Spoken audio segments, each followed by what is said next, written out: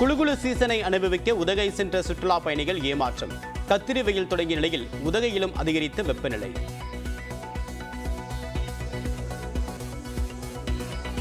ஊட்டி இது நாங்கள் நிறைய தடவை வந்திருக்கோம். கம்பேரிட்டிவ் டு அதர் டைம்லாம் இந்த டைம் கொஞ்சம் ஹாட்டாக இருக்குது. ஸோ ரோஸ் கார்டனில் ரோசஸும் கொஞ்சம் இதுதான் முன்ன மாதிரி இல்லை. பட் எனிவே நல்லா இருக்கு, என்ஜாய் பண்ணுறோம்.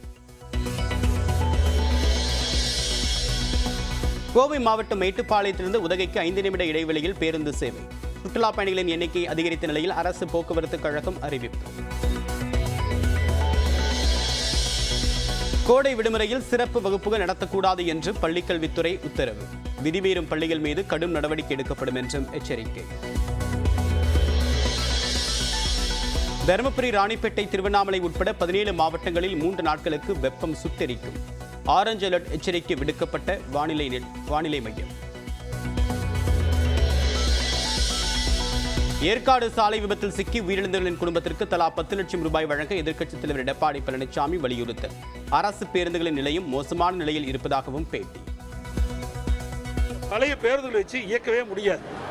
ஏன்னா அந்த பேருந்துகள் அத்தனையுமே பழுதடைந்து விட்டது. அதுக்கு சரியான ஸ்பேர் பார்ட்ஸ் வாங்கி ரிப்பேர் செய்யல. ஆந்திராவில் தேர்தல் விதிகளை மீறி அதிகளவு பணத்தை எடுத்துச் சென்ற வியாபாரி சிக்கினார். சட்டையின் ரகசிய பாக்கெட்டுகளிலிருந்து லட்சக்கணக்கில் பணம் பறிமுதல்.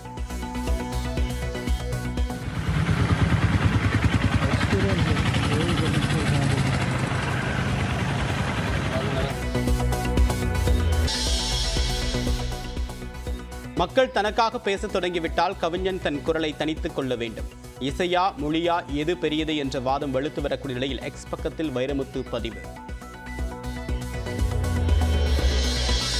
மேற்கு வங்க ஆளுநருக்கு எதிரான பாலியல் புகாரை விசாரிக்க புலனாய்வு குழு அமைப்பு. கொல்கத்தா காவல்துறை துணை ஆணையர் தலைமையில் 8 பேர் கொண்ட குழு விசாரிக்கிறது.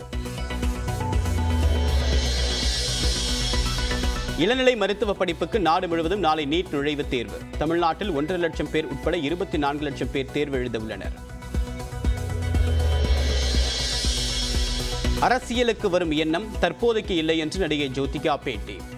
ஏன் வாக்களிக்கவில்லை என்ற கேள்விக்கு அது தனிநபர் உரிமை என்றும் விளக்கம்.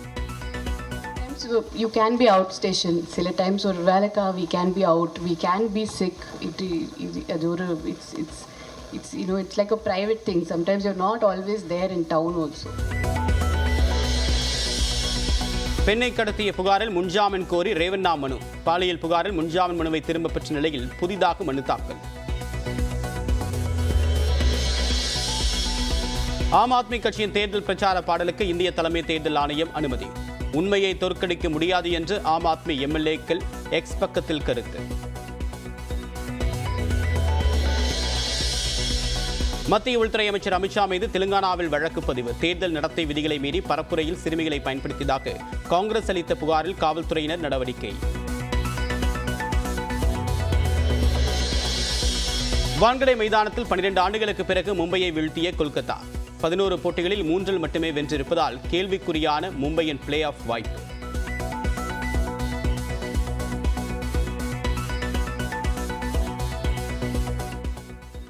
கோடை விடுமுறை ஒட்டி உதகைக்கு ஏராளமானோர் படையெடுத்திருக்கும் நிலையில் அங்கும் வெயில் சுட்டெரிப்பதால் சுற்றுலா பயணிகள் ஏமாற்றம் அடைந்தனர். நீலகிரி மாவட்டத்தில் ஒவ்வொரு ஆண்டும் ஏப்ரல் மே மாதங்களில் கோடை விழாக்கள் களை கட்டும். அந்த வகையில் நடப்பாண்டும் வெப்பத்தை தணிக்கவும் விடுமுறையை கொண்டாடவும் ஏராளமான பொதுமக்கள் உதகைக்கு படையெடுக்கின்றனர். ஆனால் நடப்பாண்டு உதகையிலும் இயல்பை விட அதிக அளவில் வெப்பம் சுட்டெரிக்கிறது. இதனால் சுற்றுலா பயணிகள் சற்று ஏமாற்றம் அடைந்துள்ளனர்.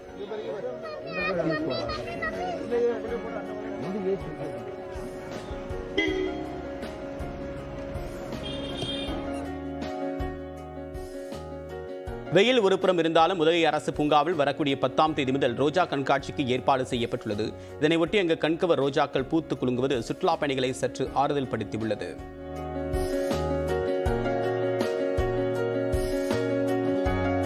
சுற்றுலா பயணிகளின் வருகையால் உதகையில் பல்வேறு இடங்களில் போக்குவரத்து நெரிசல் காணப்படுகிறது. இதனால் மாற்றுப்பாதைகளை பயன்படுத்த காவல்துறையினர் அறிவுறுத்தியுள்ளனர். சுற்றுலா பயணிகளின் வசதிக்கு ஏற்ப மேட்டுப்பாளையத்திலிருந்து உதகைக்கு 5 நிமிடத்திற்கு ஒரு பேருந்து இயக்கப்படும் என்று தமிழ்நாடு அரசு போக்குவரத்து கழகம் தெரிவித்துள்ளது. கோடை விடுமுறையொட்டி பிரபல சுற்றுலா தலமான உதகைக்கு ஏராளமான பொதுமக்கள் செல்கின்றனர். இந்நிலையில் கோடைக்காலம் முழுவதுமாக உதகையில் உள்ள அனைத்து சுற்றுலா தலங்களையும் பொதுமக்கள் குறைந்த கட்டணத்தில் பாதுகாப்பாக கண்டுகளிக்க கூடுதல் சுற்றுப்பேருந்துகள் இயக்கப்படும் என்று கோவை கோட்ட அரசு போக்குவரத்து கழகம் அறிவித்துள்ளது. மேலும் கோவை புதிய பேருந்து நிலையம் மற்றும் மேட்டுப்பாளையம் பேருந்து நிலையத்தில் இருந்து நாள்தோறும் உதகைக்கு கூடுதலாக சிறப்பு பேருந்துகள் இயக்கவும் ஏற்பாடு செய்யப்பட்டுள்ளது. குறிப்பாக மேட்டுப்பாளையத்திலிருந்து உதகைக்கு 5 நிமிடத்திற்கு ஒரு பேருந்து இயக்கப்படும் என்றும் அறிவிக்கப்பட்டுள்ளது. அடுத்ததாக 1 நிமிட செய்திகளை பார்க்கலாம்.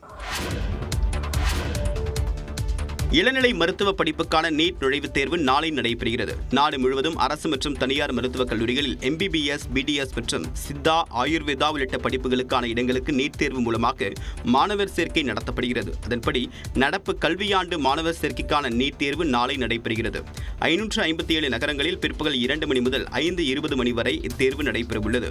14 வெளிநாடுகளிலும் நீட் தேர்வு நடத்தப்படுகிறது. தேர்வை 24 லட்சம் மாணவ மாணவிகள் எழுதவுள்ளனர். தமிழ்நாட்டில் 1.5 லட்சம் மாணவ மாணவிகள் எழுதுகிறார்கள். தமிழ், ஆங்கிலம், இந்தி உட்பட 13 மொழிகளில் தேர்வு நடைபெறவுள்ளது. நீட் தேர்வு பிற்பகல் 2 மணிக்கு தொடங்கக்கூடிய நிலையில் மாணவர்கள் மதியம் 1:30 மணிக்குள் தேர்வு மையங்களுக்கு வருகை தர வேண்டும் என்று அறிவுறுத்தப்பட்டுள்ளது. நீட் தேர்வுக்கான ஹால் டிக்கெட்டுகளில் வழங்கப்பட்டுள்ள வழிகாட்டுதல்களை மாணவர்கள் கட்டாயம் பின்பற்ற வேண்டும் என்று தேசிய தேர்வுகள் முகமை தெரிவித்துள்ளது. அப்புறம் வீட்டில் சொன்னாங்க இந்த மாதிரி நீட் எழுது அப்படின்னு சொன்னதுக்கப்புறம் தான் எனக்கு கொஞ்சம் ஒரு இது இன்ட்ரெஸ்ட் வந்துச்சு. சரி, ஆனால் இங்கே வந்ததுக்கப்புறம் தான் நல்லா சூப்பராக இருக்குது. நல்லா இன்ட்ரெஸ்டாக படிக்கிறது, இந்த மாதிரி ஏசி ரூமில் உட்காடுறது. இப்படி கலகலப்பாக மாணவன் ஒருவன் சிவகங்கை மாவட்ட ஆட்சியர் முன்னிலையில் உரையாற்றியது அரட்டை அரங்கம் அல்ல. தமிழக கல்வித்துறை சார்பில் அரசு பள்ளி மாணவர்களுக்கு வழங்கப்படக்கூடிய நீட் தேர்வு சிறப்பு வகுப்பு பயிற்சியில்தான் காரைக்குடி அருகே அமராவதி புதூர் கிராமிய பயிற்சி மையத்தில் தங்கும் வசதியுடன் 3 வேளை உணவுடன் 10க்கும் மேற்பட்ட சிறப்பு ஆசிரியர்கள் மூலமாக நீட் பயிற்சி வகுப்புகள் நடைபெற்று வருகிறது. நாளை நீட் தேர்வு எழுத இருக்கக்கூடிய அரசு பள்ளி மாணவர்களுக்கு சிவகங்கை மாவட்ட ஆட்சியர் ஆஷா அஜித் ஆலோசனை வழங்கினார். தொடர்ந்து பயிற்சி வகுப்பு குறித்து மாணவரிடம் ஃபீட்பேக் கேட்ட போது கோட்டையூர் பகுதியை சேர்ந்த அரசு பள்ளி மாணவன் கைலாஷ் ஏசிக்காகவே நீட் தேர்வுக்கு படித்தேன் என்று கூறியது அங்கிருந்தவர்களை சிரிப்பலையில் ஆழ்த்தியது. அப்புறம் வீட்டில் சொன்னாங்க இந்த மாதிரி நீட் எழுது அப்படின்னு சொன்னதுக்கப்புறம் தான் எனக்கு கொஞ்சம் ஒரு இது இன்ட்ரெஸ்ட் வந்துச்சு. சரி, ஆனால் இங்கே வந்ததுக்கப்புறம் தான் நல்லா சூப்பராக இருக்குது. நல்லா இன்ட்ரெஸ்டாக படிக்கிறது, இந்த மாதிரி ஏசி ரூமில் உட்காடுறது.